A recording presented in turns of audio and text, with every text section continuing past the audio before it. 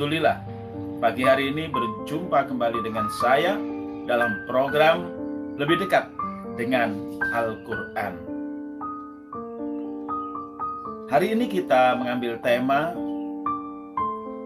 dakwah Islam tak perlu sertifikat. Pemirsa yang dirahmati Allah, baru-baru ini ada berita bahwa Kementerian Agama akan menerbitkan sertifikat untuk para dai. Tentu ini menjadi pertanyaan. Paling tidak salah seorang petinggi dari Majelis Ulama mempertanyakan kenapa harus pemerintah mengeluarkan sertifikat dai. Ini tentu menjadi sesuatu yang kurang pas. Mestinya kalau memang harus diterbitkan sertifikat dai, hendaknya itu diterbitkan oleh lembaga-lembaga dakwah yang independen di masyarakat. Pemirsa, kalau kita lihat di dalam hukum syariat Islam, kita lihat dalam firman Allah Subhanahu wa Ta'ala, Tuhan yang Maha Esa. Dalam surah An-Nahl ayat 125 yang saya bacakan tadi, ayat ini memerintahkan kepada baginda Nabi, ud'u ila sabili rabbika bil hikmah. Ud'u maknanya ud'un nas, serulah manusia, ajaklah manusia, dakwahilah manusia, ila sabili rabbika, kepada jalan Tuhanmu, ai ila dinihi, kepada agamanya, yaitu kepada Islam, bil hikmah, dengan hikmah. Beberapa tafsir menerangkan adalah dengan hujjah, dengan argumentasi, dan juga menyatakan bil Quran, dengan Al-Quran. Ada juga yang menyatakan bil Quran was sunnah. Itu namanya adalah bil hikmah wal mau'izatil hasanah, dan dengan nasihat-nasihat yang baik. Ada yang menyatakan birraqi, dengan ungkapan-ungkapan yang halus. Tapi juga Ibnu Abbas lebih tegas menyatakan bil mawa'idi al-Quran, dengan nasihat-nasihat dari Al-Quran. Wajadilhum billati hiya ahsan, dan bantahlah mereka dengan bantahan yang baik, yaitu bantahan yang bersumber dari Al-Quran, juga bantahan yang merupakan hujah-hujah. Pemirsa yang dirahmati Allah, dalam sebuah hadis yang diriwayatkan dalam Sahih Bukhari, juga dalam berbagai hadis yang lain, kelihatannya hadis ini adalah hadis yang mutawatir, yang kedudukannya setara dengan Al-Quran. Dinyatakan bahwa baginda Rasulullah SAW bersabda, balighu anni walau ayat, sampaikan dariku walaupun cuma satu ayat. Wahadisu an Bani Israel wala haraj, dan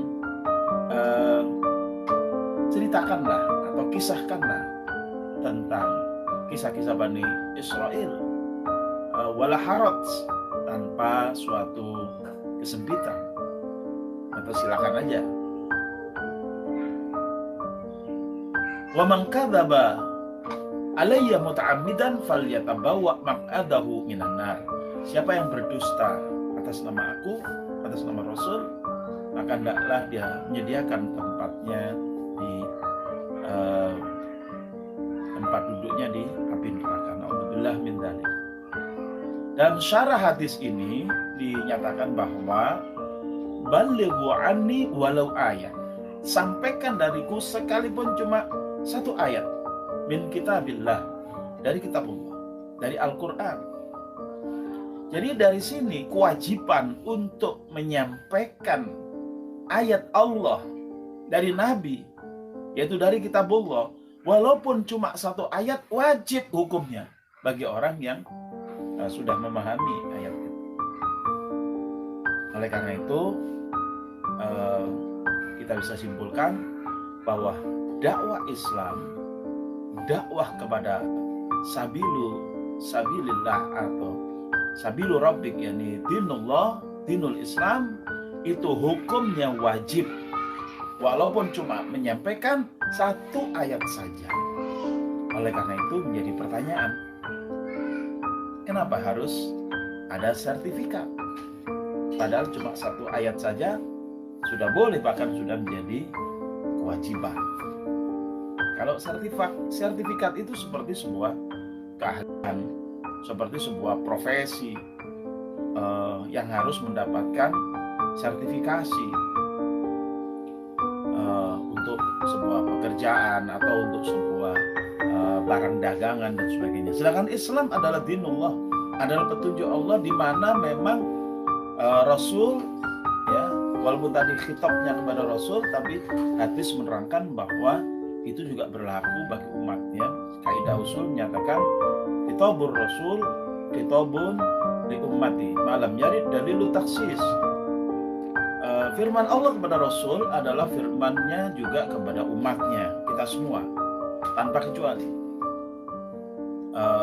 Malam yarid dalil taksis, selama tidak ada dalil yang mengkhususkan bahwa kitab itu hanya untuk beliau. Dan hadis tadi dari Rasulullah, yaitu hadis mutawatir,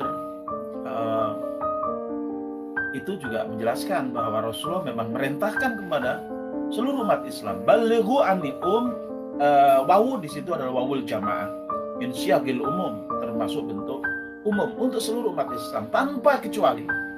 Artinya tanpa pembatasan, ada sertifikat atau tidak ada sertifikat. Jadi nggak ada batasan. Seluruh umat wajib di situ menyampaikan walaupun dia cuma tahu satu ayat. Oleh karena itu adanya sertifikasi di sini tidak relevan. Apalagi kalau kemudian dengan adanya sertifikasi itu membuat seorang muslim, yang setiap muslim itu memang dai, memang mubalik, ada kewajiban tabligh, maka dia tidak bisa melaksanakan tablighnya atau dakwanya dikarenakan tidak mendapatkan sertifikat misalnya. Tentu ini mengabaikan syariat. Bahkan ini bisa menghalangi jalan Allah. Padahal menghalangi jalan Allah adalah suatu kemaksiatan yang besar, bahkan suatu kekufuran, naudzubillah. Yasudduna an sabilillah. Mereka orang-orang kafir itu menghalang-halangi dari jalan Allah. Jadi jangan sampai kebijakan sertifikat itu kemudian menjadikan pihak yang pemerintah bisa dikategorikan ke sana, naudzubillah. Apalagi konon katanya dengan sertifikat itu supaya dakwanya toleran.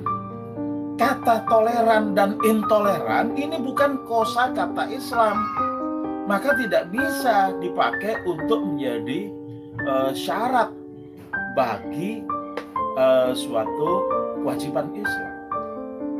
Tidak mungkin dong kewajiban Islam dibatasi oleh suatu kosakata dari luar Islam. Toleran dan intoleran adalah kosakata dari luar Islam.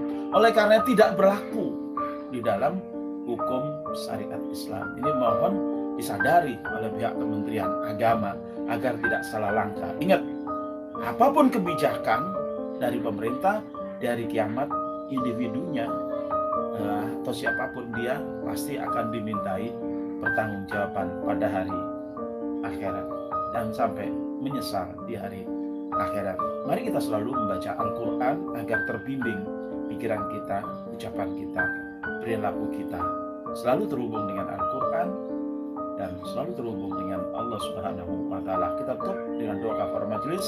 Subhanakallahumma wa bihamdika asyhadu an la ilaha illa anta astaghfiruka wa atubu ilaik. Walafu minkum. Wassalamualaikum warahmatullahi wabarakatuh.